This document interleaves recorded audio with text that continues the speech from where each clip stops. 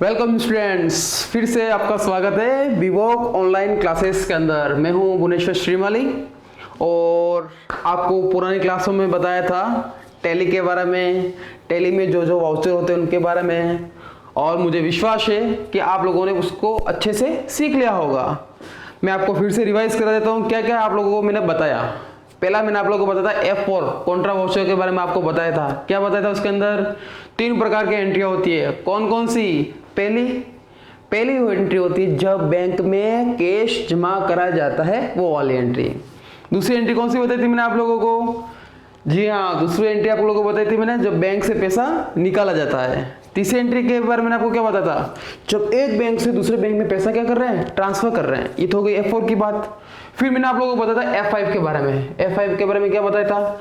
मैंने आपको यह बताया था कि जब किसी व्यक्ति, संस्था या किसी खर्चे का अपन क्या कर रहे हैं? भुगतान कर रहे हैं, चाहे वो नकद के रूप में हो सकता है, चाहे वो किसी चेक या बैंक के थ्रू हो सकता है, तो उस समय वो एंट्री की जाती है। वो कहाँ की जाती है? F5 के अंदर। नेक्स्ट, उसके बाद मैंने आप लोगों को बताया था रिसिप्ट के बारे में, रिसिप्ट वाउचर। इसमें मैंने आप लोगों को बताया था, क्या बताया था? इसमें यदि किसी व्यक्ति से, संस्था से या किसी कहीं से आय प्राप्त हो रही है तो उस दिशा में वो एंट्री कहाँ की जाएगी? वो एंट्री की जाएगी F6 के अंदर। बताया था, बताया था। फिर अपन आगे की तरफ बढ़े थे और फिर मैंने आपको बताया था एक स्पेशल वाउचर के बारे में बताया था। कौन सा था स्पेशल वाउचर? कौन सा था? वही F7। उसमें मैंने आप लोगों को बताया था कहीं से संपत्ति क्या कर रहे हैं? उधार खरीद रहे हैं। मान लो किसी संपत्ति को क्या कर रहे हैं अपन? उधार बेच रहे हैं। और मैंने आपको क्या बताया था? मैंने आप लोगों को बताया था कि संपत्ति और गुड्स क्या होते हैं? अलग अलग होते हैं। तो उस दशा में उस एंट्री को आप लोगों ने कहाँ किया था? उस दशा में उस एंट्री को आप लोगों ने किया था F7 के अंदर, स्पेशल वाउचर जिसे कहा जा सकता है टैली का।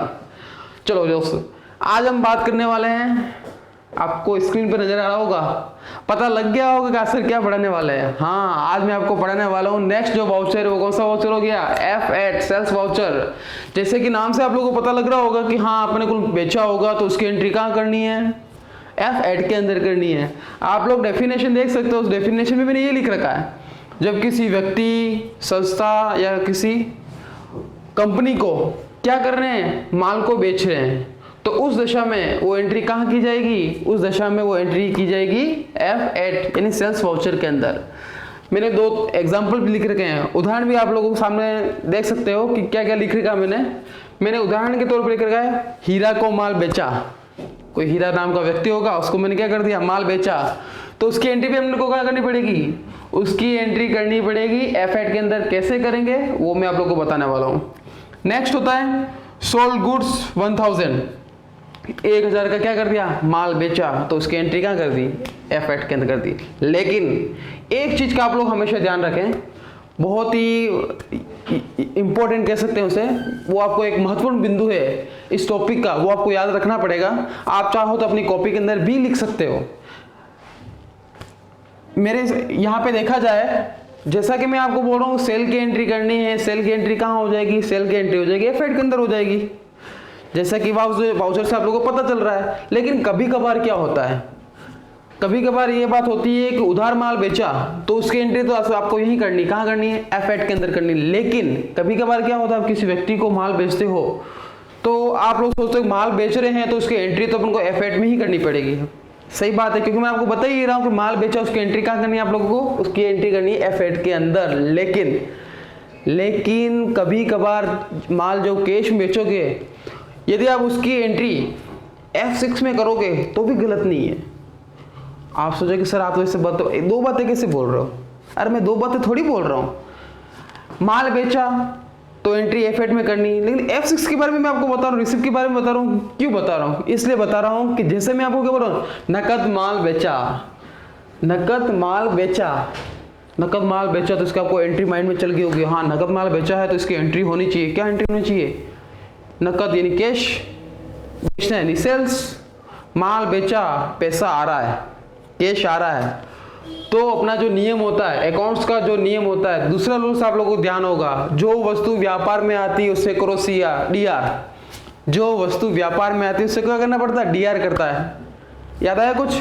और जो वस्तु व्यापार से जा रही है उसको करते हैं CR। कुछ याद आ रहा होगा आप लोगों को। याद नहीं आ रहा तो फिर से याद कर लेते हैं। वस्तुगत खाते का नियम होता है वस्तु व्यापार में है तो DR, वस्तु व्यापार से जाए तो CR। आगे बात सुन में, तो इसका कनेक्शन यहाँ पे कैसे है, इसका कनेक्शन में इसलिए बोल रहा हूँ F6 में इसका कनेक्शन कैसे हो सकता है। जैसे कि F6 का रूल्स होता है, F6 ये बोलता है कहीं से पैसा प्राप्त हो रहा है तो उसकी एंट्री करी जाती है F6 के अंदर, याद आया। तो यहाँ पे क्या कर रहा हूँ, मैं नकद माल बेच रहा हूँ, अब नकद माल बेचो तो मेरे पास पैसा आएगा, और पैसा आएगा तो एज पर रूल्स देखा जाए, टैली का रूल्स भी क्या बोलता है, पैसा आ रहा है तो मेरे को F6 में डाल दो, याद आया। तो चाहो तो नकद माल बेच रहे हैं तो उसकी एंट्री आप लोग F6 में करते हैं तो भी वो गलत नहीं है, तो भी वो गलत नहीं है, लेकिन आप लोगों को कोशिश करनी है कि उसकी एंट्री को अपन कहाँ करेंगे, F8 यानी सेल वाउचर में करेंगे।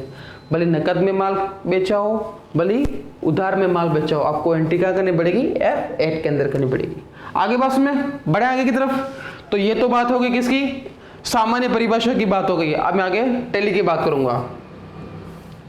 ये देखें आप लोग हमेशा एक चीज को कॉपी में लिखते रहें, जितना लिखोगे उतना याद रहेगा। अकाउंट्स का एक कहावत है, अकाउंट की एक कहावत है, पहले लिख पीछे दे, पहले लिख पीछे दे, भूल पड़े कागज से ले। थोड़ा समझ में आ गया होगा। अकाउंट्स क्या बोलता है, पहले लिख दे, और यदि कभी भूल जाए तो जो कागज में जिस कागज में लिखा उसको फिर से देख ले। यही तो बात अपने को करनी है ना, पहले लिख देंगे तो ज़्यादा ठीक रहेगा, इन फ्यूचर में दिक्कत आएगी तो उसका उपयोग ले लेंगे अपन। तो यहाँ बात करते हैं, टैली की बात कर रहा हूँ मैं अब टैली में इस सेल की जो एंट्रियाँ होती है वो कैसे करें। तो आपको स्क्रीन पे नजर आ रहा होगा कि मैंने क्या लिख रखा है, मैंने लिख रखा है वही जो बोलता आता हूँ, पिछली क्लास में आप लोगों को बताया था, सबसे पहले जाना गेटवे ऑफ टैली के अंदर। आगे बात सुन में, गेटवे ऑफ टैली में जाने के बाद वही सिंपल सा प्रोसेस है, कहाँ जाना पड़ेगा, अकाउंटिंग वाउचर के अंदर। नेक्स्ट स्टेप में अपन कहाँ चले जाएंगे, अकाउंटिंग वाउचर में चले जाएंगे, जो आपको अच्छे से पता है कि अकाउंटिंग वाउचर कहाँ होता है।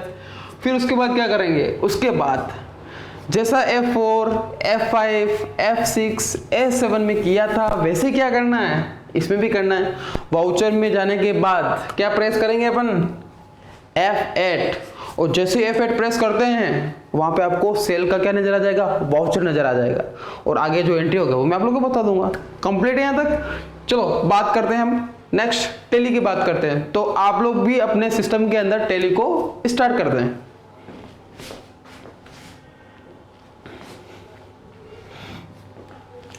तो आप लोग देख सकते हैं कि मैंने अपनी टैली को क्या कर दिया है, स्टार्ट कर दिया है। जिससे कि मैंने आपको पहले भी बता रखा है, सबसे पहले आपको क्या करना है, आपने जो कंपनी बनाई है टैली के अंदर, उसी टैली में आपको काम करना है। ऐसा नहीं हो कि आपने कंपनी किसी और नाम से बना रखी है, आप सिस्टम पे बैठे हो और आपको पता ही नहीं चल रहा है, दूसरी कंपनी जैसे आप टैली स्टार्ट करते हो, फिर क्या होता है पता नहीं किसकी कंपनी खुल गई है और आप लोग क्या करते हो, उसी में काम करना क्या कर देते हो, स्टार्ट कर देते हो। नहीं, ऐसा नहीं करना है। दूसरे की कंपनी में दूसरा व्यक्ति काम करेगा, आपको अपनी स्वयं की कंपनी में क्या करना है, काम करना है। तो सबसे पहले आप लोगों को अपनी स्वयं की कंपनी को सेलेक्ट करना पड़ेगा, और सेलेक्ट कंपनी का मैंने आपको तरीका भी बता रखा है, याद होगा आप लोगों को। क्या बताया था मैंने आपको बताया था कि आपको यहाँ पर आने के बाद, यहाँ पर कहाँ पर, गेटवे ऑफ टैली में आने के बाद आपको प्रेस करना है अल्टर के साथ F3। कीबोर्ड के ऊपर होगी अल्टर और ऊपर F3 लिखा होगा, उसको दोनों को एक साथ प्रेस करना। अल्टर पे हाथ पे लगा, अंगूठा रखा और उंगली रखी F3 के ऊपर, अल्टर F3 करते हैं, वैसे क्या होता है, कंपनी इंफॉर्मेशन खुल जाता है। उस कंपनी इंफॉर्मेशन में जाके क्या करना है आप लोगों को, सेलेक्ट कंपनी का ऑप्शन आएगा। किसका आएगा, सेलेक्ट कंपनी का ऑप्शन। इसको एंटर प्रेस किया, और जैसे एंटर प्रेस करते हो तो क्या होता है, जो कुछ भी कंपनी उस टैली के अंदर होगी, मान लो कि जो आप काम कर रहे हो 2-3 कंपनियां एक्स्ट्रा कोई कंपनियां हो सकता है कभी कभार क्या होता है, जहाँ प्रैक्टिस कर रहे होते हैं तो वहाँ कोई दूसरा व्यक्ति आकर भी क्या करता है, प्रैक्टिस करता है, तो वो अपने स्वयं के नाम की भी कंपनी बनाएगा। तो उस केस में आपको क्या करना है, आपकी जो नाम की जो कंपनी आपने बना रखी है उसको वहाँ क्या करना है, सेलेक्ट करना है, और सेलेक्ट जैसे किया उसके बाद एंटर प्रेस कर दो। और जैसे एंटर प्रेस करते हो तो आप लोगों को अपनी कंपनी का नाम यहाँ की तरफ, यहाँ साइड में नजर आ जाएगा। तो आपको अपन क्या करना है, अपनी कंपनी को सेलेक्ट करना है। फिर क्या करना है, बढ़ते हैं आज के टॉपिक की ओर। आज का टॉपिक में क्या बता रहा हूँ आपको, सेल्स के बारे में। बहुत ही इंटरेस्टिंग टॉपिक है, इसमें आप लोगों को मजा आने वाला है। कैसे, मैं आपको बताऊंगा आगे। यहाँ बात करते हैं, फिर मैंने आपको अभी बताया था, क्या बताया था, मैंने आपको बताया था कि गेटवे ऑफ टेली में आने के बाद आपको कहाँ आना है, अकाउंटिंग वाउचर्स के अंदर। तो आप लोग यहाँ पे आए, ये अकाउंटिंग वाउचर में गया, आगे बात में आता, चलो भाई अकाउंटिंग वाउचर में तो आ चुके हैं, अब क्या करना है, कुछ नहीं, जो बता रहा था वही करना है, आपको शॉर्टकट की याद रखनी है। तो सेल वाउचर की जो शॉर्टकट की होती है वो क्या होती है, वो होती है F8। तो यहां पे आप लोगों को क्या प्रेस करना है, F8।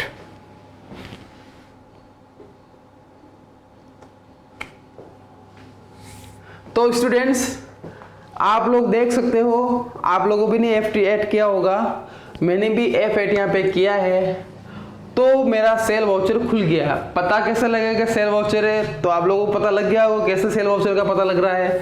जो भी वाउचर खोलते हैं तो उसका नाम ऊपर की तरफ लिखा हुआ आता है।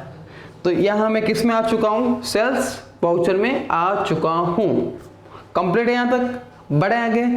अब बात करते हैं इसमें क्या फिल करेंगे। उससे पहले मैं आप लोगों को एक बात बताना चाहता हूँ, आपके पास जो है नोट्स, उसमें बहुत सारी शॉर्टकट की लिख रखी होगी, आप उन सभी शॉर्टकट की को याद करें। अब याद रटन विद्या से काम नहीं चलेगा, आपको क्या करना पड़ेगा, उस हर एक की का यूज लेना पड़ेगा। भले मैंने आपको एक शॉर्टकट की के बारे में बता ही नहीं रखा कौन सी की का उपयोग कहाँ होता है, लेकिन जब आप लोग उसकी प्रैक्टिस करोगे तो ऑटोमेटिक आप लोगों को पता लग जाएगा कि कौन सी शॉर्टकट की का कहाँ उपयोग लिया जाता है।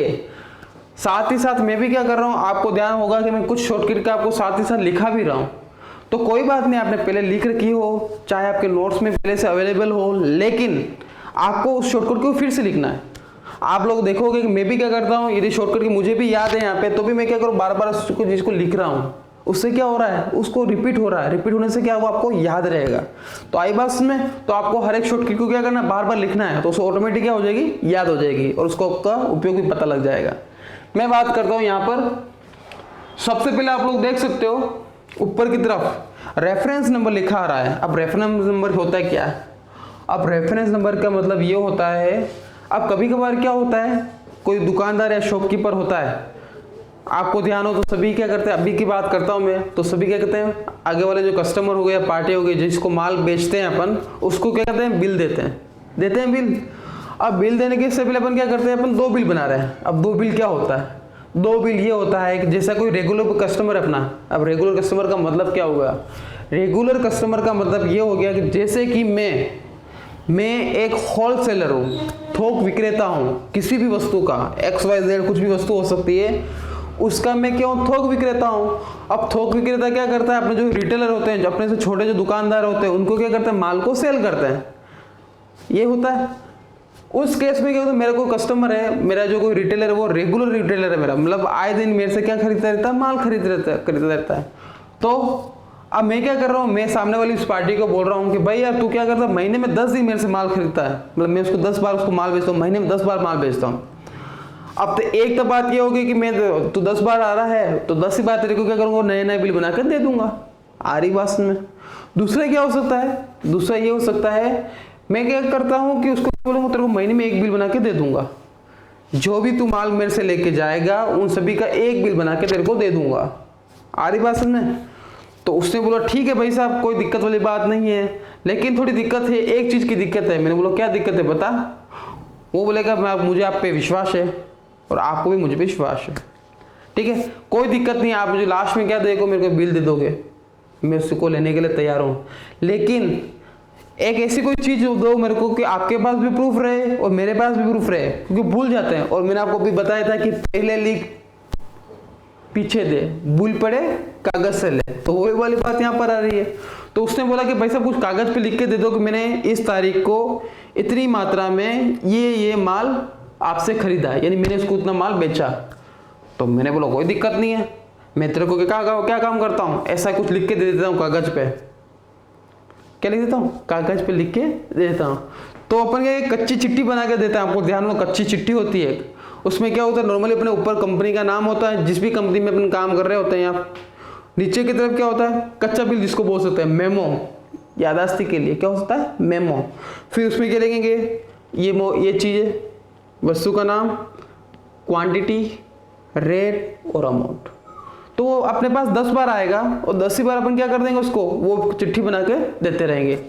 लास्ट में क्या होगा, वर्ष महीने के अंत में क्या उसको पक्का बिल बना के देंगे। ठीक है, तो यहाँ अपन क्या बनाने वाले हैं, पक्का बिल बनाने वाले हैं।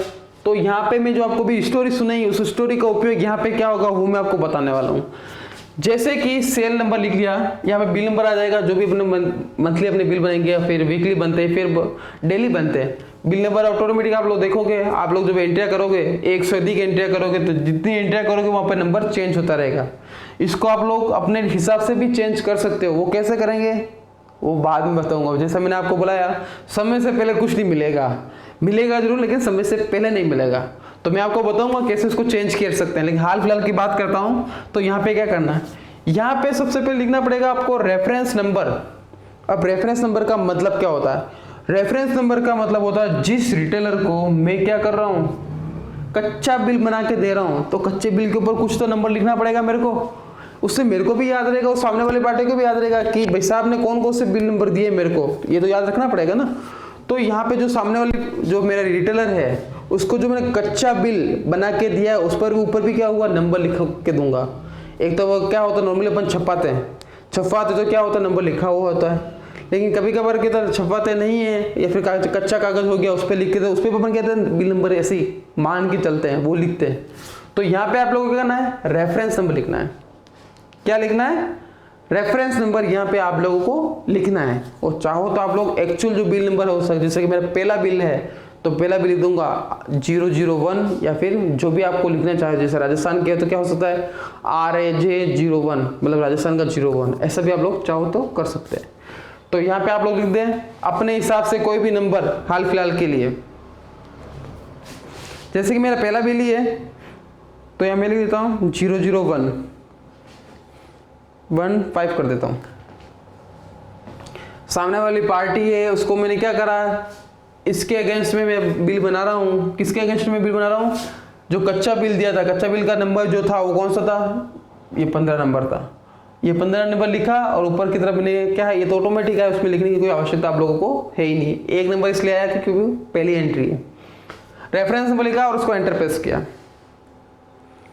अब बात आती है यहाँ पे क्या लिखेंगे, parties account name. Parties account का नाम, पार्टी अकाउंट नेम का मतलब क्या होगा, जिस व्यक्ति को माल बेचा जा रहा है उसका नाम आप लोगों को यहाँ पे लिखना है। आगे बात समय तक, अब जिस व्यक्ति को माल बेच रहे थे, यदि आप लोगों ने लेजर जैसे मैंने आपको बनाना सिखाया था, उसमें क्या सिखाया था, सबसे पहले आपको लेजर बनानी है, भले वो खर्चों की हो, भले वो इनकम की हो, भले वो संपत्ति की हो, भले दायित्वों की हो, भले डेटर्स की हो, भले क्रेडिट्स को, भले जो भी लेजर आप लोगों को बनानी वो सब लेजर आपको कहाँ बनानी पड़ेगी, पिछली क्लासों में आप लोगों को बता चुका हूँ। लेकिन मान लो कि कोई लेजर आप लोगों ने नहीं बनाई है, तो मैंने इसको आपको तरीका बता रखा है। कौन सा तरीका याद आया हो, कुछ इमरजेंसी सुविधा याद आया कुछ, हाँ जी वही वाली। कौन सी वाली, अल्टर के साथ सी प्रेस करना है, अल्टर के साथ सी प्रेस करना है। तो अपनी जो भी स्टॉक बनाना हो, जो भी लेजर बनानी हो, XYZ कुछ भी बनाना हो, तो आप लोग को यहाँ पे ऑन द स्पॉट यहाँ पे हो वहीं पे बना सकते हो। तो मैं बात करता हूँ, मेरे सामने वाला कोई भी व्यक्ति है, जैसे कि मैं बात करता हूँ, किसी भी बात कर सकता हूँ, कैसे हो सकता है, जैसे कि जयेश कंपनी लिमिटेड। क्या हो सकता है, जयेश कंपनी लिमिटेड मेरा रेगुलर क्या है, कस्टमर है तो रिटेलर, लेकिन मेरे तो कस्टमर ही हुआ ना, क्योंकि मैं होलसेलर हूँ। तो मैं उस कंपनी का या उस व्यक्ति का मैं क्या लिख दूंगा, नाम लिख दूंगा। तो यहाँ पे देखो मैं जयेश कंपनी को मैं क्या दे रहा हूँ, माल बेच रहा हूँ, तो यहाँ पे मेरे को क्या लिखना पड़ेगा, जयेश कंपनी का नाम। आ रही बात समझ में, तो जयेश कंपनी लिखेंगे। यहाँ पे नहीं है तो मैंने आपको तरीका बता रखा, अल्टर के साथ सी प्रेस करें। यहाँ लिखा मैंने Jayesh and company.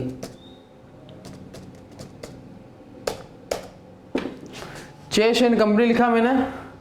Jayesh and company मेरे लिए क्या है, माल बेच रहा हूं। जैसा कि मैंने आपको पुरानी क्लास में बताया था, जब किसी व्यक्ति को माल बेचा जाता है या कंपनी को माल बेच रहे हैं, तो वो कंपनी या व्यक्ति अपने लिए क्या होगी, अपने लिए होगी देनदार, सन्ड्री डेटर्स। जिसको माल बेचा जाता है वो हो गया डेटर्स, और जिससे खरीदते हैं वो क्या, क्रेडिटर्स। ये मैं क्रेडिटर्स की बात नहीं कर रहा हूँ, मैं यहाँ किसकी बात कर रहा हूँ, डेटर्स की बात कर रहा हूँ, देनदारों की बात कर रहा हूँ, जिसको मैं माल बेच रहा हूँ। तो यहाँ पे कैपिटल अकाउंट नहीं आएगा, यहाँ पे आपको लिखना पड़ेगा जयेश एंड कंपनी मेरे लिए है सन्ड्री डेटर्स। तो यहाँ पे सेलेक्ट करना पड़ेगा सन्ड्री डेटर्स।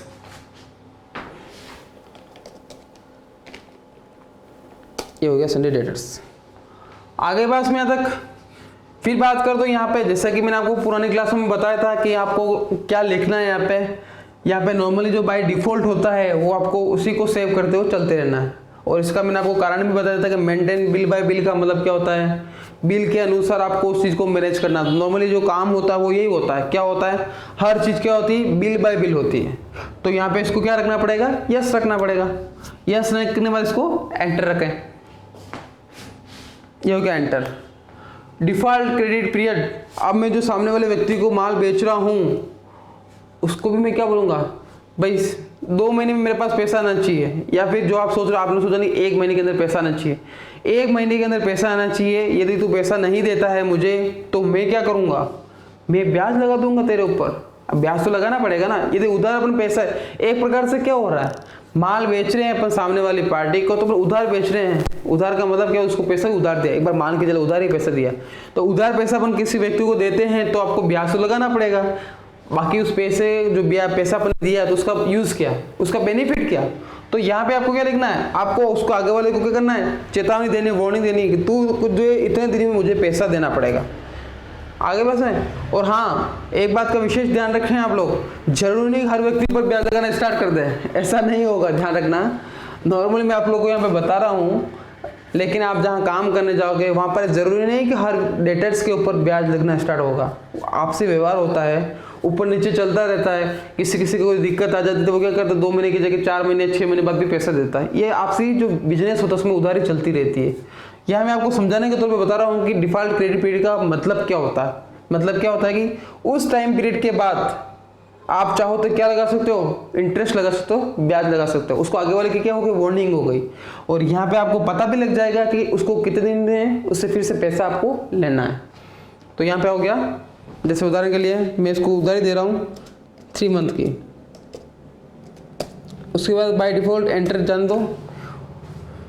यहाँ आपको चेंजेस नहीं करना है, मैंने आपको इसके बारे में बता दिया। इन्वेंट्री वैल्यू और इफेक्ट का मतलब क्या होता है, क्या होता है, किसी व्यक्ति से आपका कोई स्टॉक प्रभावित नहीं होता है, तो इसको बाय डिफॉल्ट क्या रखना है, नो ही रखना है। फिर बात करते हैं यहाँ की।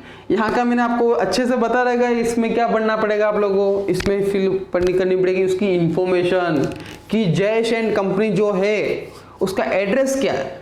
उसका एड्रेस जहाँ की वो पार्टी, उसका एड्रेस लिखना है, उसको पूछना है। आप लोगों को नहीं पता, उसको पूछना है कि भाई साहब आपका एड्रेस बताओ, कि पूरी इन्फॉर्मेशन मेरे को भरनी पड़ेगी, कहाँ के रहने वाले हो, आपका घर का नंबर, या फिर आपकी जो शॉप है, या फिर आपकी जो भी ऑफिस है उस ऑफिस का मेरे को पूरी डिटेल लिखाओ, पूरी कंप्लीट डिटेल।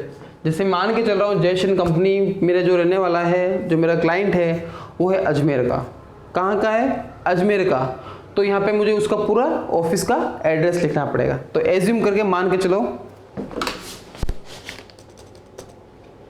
ये उसका घर का एड्रेस, ऑफिस का एड्रेस है।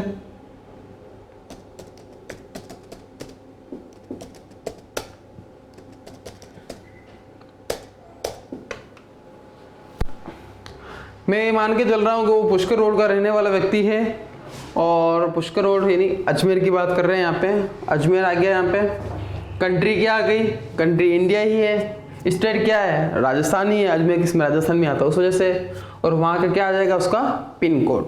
पिन कोड यदि नहीं पता है तो कोई दिक्कत नहीं, अपने गूगल बाबा है। कौन है, गूगल बाबा। गूगल बाबा भी इन गूगल पे आप लोगों को जो भी सर्च कर तो मिल जाता है। जैसे बैंक के बारे में मैंने आप लोगों को बताया था, बैंक का क्या चाहिए, आईएफएस कोड चाहिए, तो आप क्या करोगे, सीधा गूगल पे लिखा और एंटर मारा, पूरी लिस्ट आ जाएगी आपके पास कि कौन से ब्रांच का क्या आईएफएस कोड है।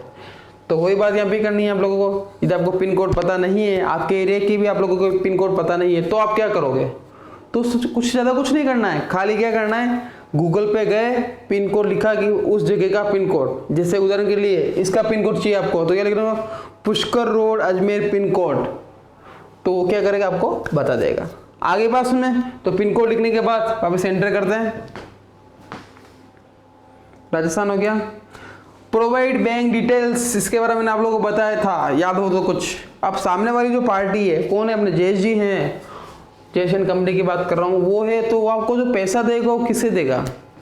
जैसे क्या होता है, कुछ नियम और शर्तें पहले से क्या होती है, फिक्स हो जाती है। अपन उसको सामने वाली पार्टी को बोल देते हैं टर्म, जिसको बोलते हैं टर्म एंड कंडीशन की बात करते हैं, नियम और शर्तें की बात कर रहा हूँ मैं यहाँ पे।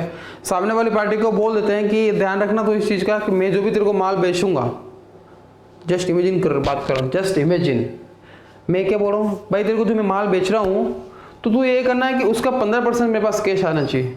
कितना परसेंट? 15% माल जो होगा पैसा वो कैश आना चाहिए। बाकी के तू चाहे तो तू चेक के थ्रू कर, NEFT कर, RTGS कर या मोबाइल बैंकिंग कर, मुझे उससे कोई मतलब नहीं है। मेरे पास पैसा आना चाहिए पूरा का पूरा, लेकिन उसमें से 15% किस में आना चाहिए, कैश में आना चाहिए।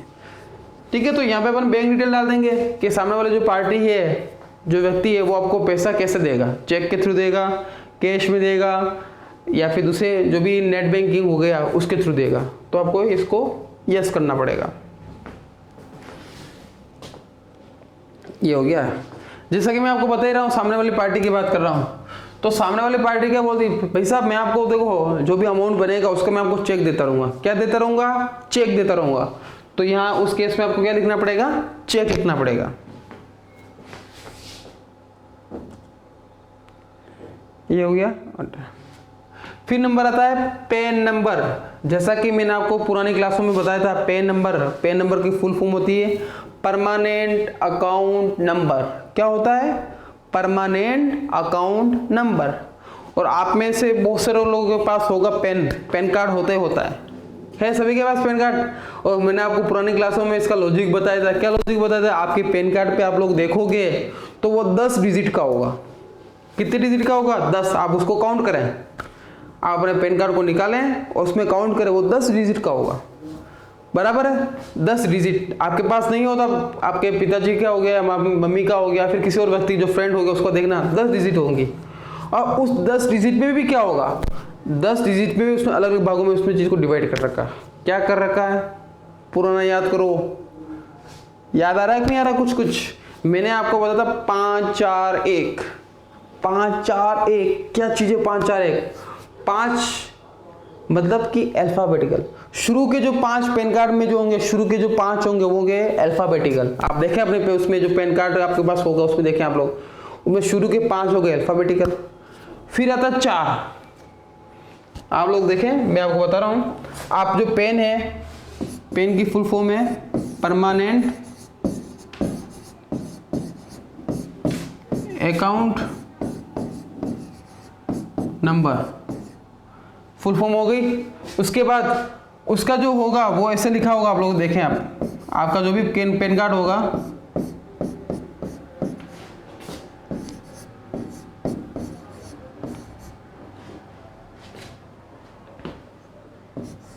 ऐसे। अब ये क्या चीज होगी? मैं जैसे बोल रहा हूं 10 डिजिट का होता है, ये 10 डिजिट होगी। काउंट करें 1 2 3 4 5 6 7 8 9 10। बात बराबर है? फिर मैं बोल रहा हूं शुरू के जो 5 होंगे वो होंगे अल्फाबेटिकल।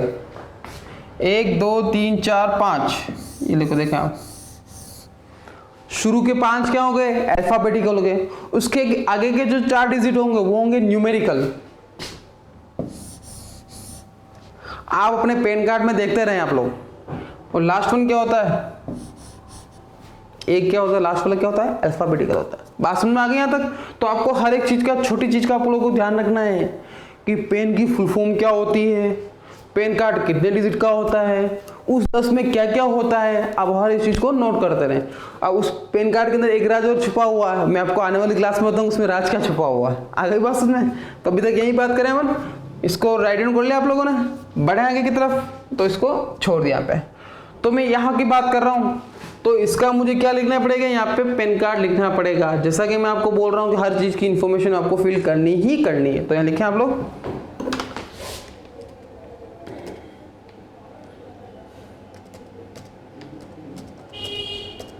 आ गई बात में? एंटर किया, एंटर किया, हो गया यहाँ तक। अब बात करते हैं आगे की बात। ये फॉर्म आपको पूरा भरना है। सबसे पहले आता है delivery note number. Delivery note number का मतलब क्या होता है? उस व्यक्ति को, जैसन कंपनी को जो आप माल सेल कर रहे हो उसको माल डिलीवर्ड करोगे।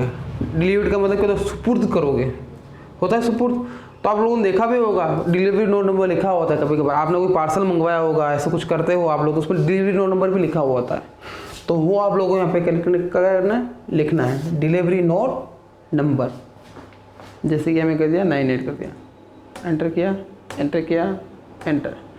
डिस्पैच, यहाँ डेट वो लिखनी जब माल क्या करोगे आप लोग डिलीवर करोगे। डिस्पैच डॉक्यूमेंट नंबर, डिस्पैच का मतलब पैक होने के बाद डिस्पैच के लिए जा रहा है, वो मतलब डिलीवर होने के लिए जा रहा है। तो सामान्य रूप से देखा जाए तो डिलीवर्ड नोट नंबर और डिस्पैच डॉक्यूमेंट जो नंबर होता है वो सेम ही रहता है, कोई उसमें चेंजेस नहीं होते हैं। लेकिन कभी कभार क्या होता है, चेंज भी हो जाता है।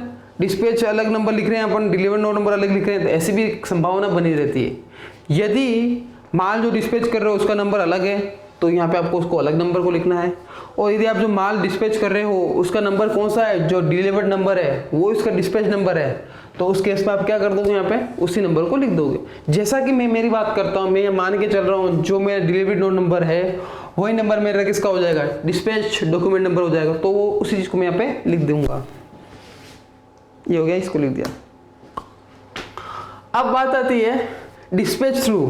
माल जो डिस्पैच करो किसके थ्रू कर रहे हो, किसके थ्रू कर रहे हो, इसका मतलब क्या हुआ। डिस्पैच थ्रू का मतलब हो कि आप जो माल भेज रहे हो, आपके पास जो भेजने का जो सोर्स है वो कैसे है। सामने वाली पार्टी जैश है, उसको आप जैसे माल भेजो ट्रक के अंदर, बड़ा माल हो तो ट्रक हो गया, छोटा पार्सल हो गया तो बस में भेज दोगे, या फिर दूसरे छोटा मोटा माल हो गया तो वो ऑटो में भेज दोगे। तो बात समझ में आ रही है, जिसके थ्रू माल उसके पास जा रहा है, जिसके थ्रू उसके माल उसको भेज रहे हैं, उसके थ्रू आप लोग यहाँ पे लिखना है। किसके अंदर लिखना है, डिस्पैच थ्रू के। जैसा कि मैं यहाँ पे लिखता हूँ, मैं ऑटो के थ्रू, जो ऑटो चलता है ऑटो के थ्रू क्या कर रहा हूँ, उसको माल भेज रहा हूँ। तो यहाँ पे क्या आ जाएगा उसका, डिस्पैच थ्रू यानी ऑटो, टेम्पो जिसको बोलते हैं। डेस्टिनेशन, डेस्टिनेशन माल कहाँ जा रहा है, माल कहाँ जा रहा है, जैश कंपनी के पास जा रहा है। और जैशन कंपनी कहाँ के रहने वाली है, जैश कंपनी रहने वाली है अजमेर की। तो यहाँ लिख देंगे अजमेर, एंटर किया। ऑर्डर नंबर, ऑर्डर नंबर का मतलब तो मान लो इसने पहले को ऑर्डर दे रखा हो कि भाई साहब उस तारीख को फलाना तारीख को मेरे को माल चाहिए, तो अपन क्या कर देंगे, अपने को जो भी कॉपी वगैरह होती है या फिर जो भी बही होती है उसमें क्या कर देंगे, उसका ऑर्डर लिख देंगे। हाँ यार उसने जैश ने क्या करा है, मेरे को ऑर्डर दे रखा है कि इतनी तारीख को उसको माल चाहिए। मान लो ऐसी कोई संभावना बन रही है आपके सामने है और आपने क्या कर रखा है, ऑर्डर उसका ले रखा है, तो यहाँ पे आपको क्या करना है, उस चीज का ऑर्डर लिखना है तो लिखना है, नहीं तो नहीं लिखना है। आगे बस में तक बढ़े आगे की तरफ और एंटर। ये देखो mode oblique term of payment 3 month, जैसा कि मैंने आपको पुरानी उसमें बताया था, मैंने क्या बताया था कि वो 3 महीने बाद क्या देगा, आपको पैसा देना स्टार्ट कर देगा, 3 महीने के अंदर पैसा दे देगा। तो ऑटोमेटिक यहाँ पे क्या हो गया, mode oblique term of payment क्या हो गया 3 मंथ, यानी 3 मंथ के बाद वो आपको क्या दे देगा, पैसा दे देगा। तो ऑटोमेटिक यहाँ पे आ गया। अदर रेफरेंस, ये देखो तीसरा कोई रेफरेंस हो, थर्ड पार्टी कोई हो तो उसका लिखना आपको। टर्म्स ऑफ डिलीवरी, आप जो माल भेज रहे हो उसको जैश को, उसको कितने टर्म्स कोई है, मतलब कि आप उसको माल डिलीवर्ड कर रहे हो वो कितने टाइम में कर रहे हो, 1 2 3। कभी कभी क्या माल की शॉर्टेज होती है और आगे वाला व्यक्ति ने क्या कर बहुत सारा माल अपन से मंगवा लिया, तो अपन क्या करते हैं 2 टुकड़ों में 3 टुकड़ों में ऐसे माल सेंड कर देते हैं। तो आगे वाला सोचता है चलो ठीक है माल तो मेरे पास आया, तो इससे क्या होता है अपने आपसी व्यवहार बना रहता है। तो इस केस में आप लोग क्या करना है, यदि ऐसा कुछ कंडीशन आपके सामने आ रही है, आपके पास पूरा स्टॉक नहीं है और उसका आधा स्टॉक ही बेच रहे हो या आधा स्टॉक इसको भिजवा रहे हो और आधा स्टॉक बाद में कभी भिजवाते हो, तो 2 टाइम में इसको माल जा रहा है, तो उस केस में आपको यहाँ पे 2 लिखना है। और यदि ऐसा कुछ नहीं है, उसने जितना माल आपसे मांगा उतना माल उसको क्या कर दिया आप लोगों ने दे दिया, तो यहाँ पे आपको कुछ नहीं लिखना। आगे बस में तक बड़े आगे की तरफ एंटर। ये इन्फॉर्मेशन पूरी भर रखी है मैंने।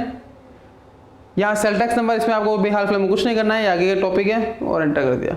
यहाँ पर मैं माल भेज रहा हूँ, यदि मैं उसको माल क्या कर रहा हूँ, बेच रहा हूँ, तो यहाँ पे क्या लिख दूंगा मैं, सेल अकाउंट। इसकी लेजर मैंने पहले से बना रखी है, आप लोगों ने नहीं बना रखी है तो आप लोगों को लेजर बनानी पड़ेगी अल्टर सी के द्वारा, फिर वो तरीका मैंने आप लोगों को बता रखा। सेल आता है सेल के अंदर, ऊपर सेल्स अकाउंट लिखेंगे, नीचे क्या लिखेंगे सेल्स, और इसको एंटर कर देंगे। आगे पास में तक यहाँ पे क्या आ जाएगा, नेम ऑफ आइटम, आप क्या माल बेच रहे हो। मैं माल बेच रहा हूँ मोबाइल, जो कि आपने पहले बना चुके होंगे, तो यहाँ पे लिख देंगे मोबाइल। पता नहीं चल रहा तो स्पेस प्रेस करें, दिख रहा है आप लोगों को, अच्छे से दिख रहा होगा लिस्ट अपने पास कि कौन कौन सा माल पड़ा हुआ। जैसे मेरे पास है सैमसंग मोबाइल, तो सैमसंग कर दिया और इसको सेलेक्ट कर दिया। जितना माल बेच रहे हो उतनी क्वांटिटी आप लोगों को लिखनी है। मान लो कि मैं इसको 50 पीस भेज रहा हूँ, यहाँ हो गया 50 और एंटर। नेगेटिव स्टॉक क्यों है? क्योंकि मेरे पास तो स्टॉक है ही नहीं है, ना मैंने माल को खरीदा है, ना मेरे पास कोई ओपनिंग स्टॉक पड़ा है, और आप क्या कर रहे हो, उस माल को सेल कर रहे हो। देखो ये तो भी नेगेटिव इसलिए बता रहा है क्योंकि ये सीखने के हिसाब से प्रैक्टिस के तौर पे कर रहे हैं। लेकिन जहाँ काम करना जाओगे वहाँ पर स्टॉक पहले से पड़ा होगा, कोई दिक्कत वाली बात नहीं। इसको प्लस में कैसे लाएंगे? अरे माल बेचने, माल खरीदना तो पड़ेगा, वो आने वाले क्वेश्चन में आप लोग पढ़ेंगे, तो इसको छोड़ दें एक बार के लिए। 50 मोबाइल इसको मैं सेल कर रहा हूँ, 50 लिखा यहाँ पे और इसको एंटर किया। एक मोबाइल की रेट मान के चल रहा हूँ 18,500 और एंटर कर दिया। जैसे 18,500 में करता हूँ तो क्या होता है, जैसे 18,500 को इसको लिखता हूँ तो डायरेक्ट क्या होता है, ऑटोमेटिकली कैलकुलेशन होके यहाँ पे आ जाती है। अच्छी चीज़ है कि नहीं है? कैलकुलेटर की जरूरत ही नहीं है आप लोगों को। तो यहाँ पे हो गया 9,25,000 हो गया और एंटर कर दिया। ये एंटर कर दिया, एंटर। या नरेशन लिखना कंपल्सरी है, बीइंग गुड्स सोल्ड ऐसे लिख सकते हो और एंटर कर सकते हो। आगे बस में तो स्टूडेंट्स आज जो क्लास पढ़ी है उसमें ने आपको एक एग्जाम्पल के तौर पे बताया था आप लोगों को कि कैसे सेल की एंट्री करते हैं। नेक्स्ट क्लास में आप लोग इसी टॉपिक को कंटिन्यू करेंगे, जिसमें आप लोगों को बताऊंगा कि इसमें और कौन से प्रकार की एंट्री हो सकती है और 2-3 एग्जाम्पल आप लोगों को और बताऊंगा। तब तक आप लोग प्रैक्टिस करें। धन्यवाद।